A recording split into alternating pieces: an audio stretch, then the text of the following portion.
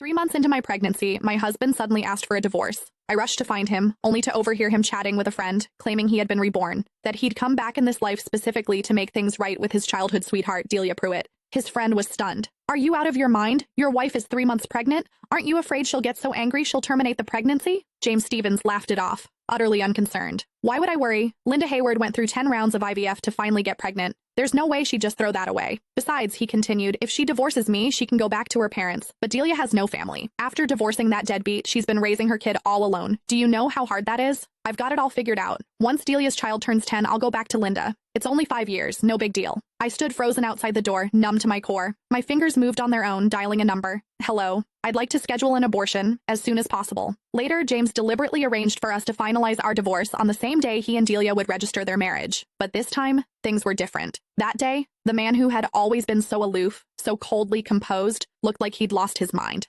His eyes locked onto my flat stomach, his voice cracking with something close to hysteria. "Where's my child? Where's our child? You promised me you wanted to have a baby with me. Linda, are you sure you want to go through with this? After everything you went through for this baby?" My mother's voice broke over the phone and guilt twisted in my chest. She had been the happiest person in the world when she found out I was pregnant. She knew what it had cost me, a full year of choking down bitter herbal medicine, 9 failed IVF cycles. It wasn't until the 10th attempt that I finally conceived. The moment the test results came back positive, my mother had wept with joy. She believed that with a child, James and I would finally settle into a real marriage, that he would step up, become a responsible husband, learn to put family first. But today I realized how terribly wrong we had both been. The phone rang, sharp and insistent. I answered mechanically. James's voice cut through, cold and harsh. "Linda, how much longer are you going to drag this out? Even if I can't divorce you while you're pregnant, the moment that baby is born, I'm filing immediately. And let's be real, raising a child costs money. You've done nothing but sit at home since we got married, eating my food, spending my money. All you do is a little housework, that's it. No one's going to want a woman who just gave birth and comes with a brat attached. You have no income, no prospects. When the time comes, you won't get to keep the child. You won't get to keep me. You'll have nothing." Every word dripped with contempt. He reduced everything I'd given to this marriage, every sacrifice, every exhausting day, to nothing. And he called my baby a brat. It felt like a blade dragging across my heart, slicing it open all over again. "James." My voice came out quiet, steady.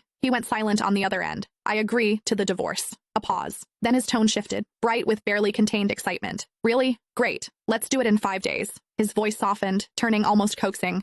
"Linda, don't worry. I just want to take care of Delia and her child. I won't cross any lines. Focus on your health. Have the baby safely. I'll come visit you and the child once a month. I've already bought so many clothes for the baby. I even picked out a name." He sounded almost giddy, but my mind was already drifting, detaching from his words. In that moment, I knew I had truly let him go. A soft chime broke through the haze, a text notification. My gaze dropped.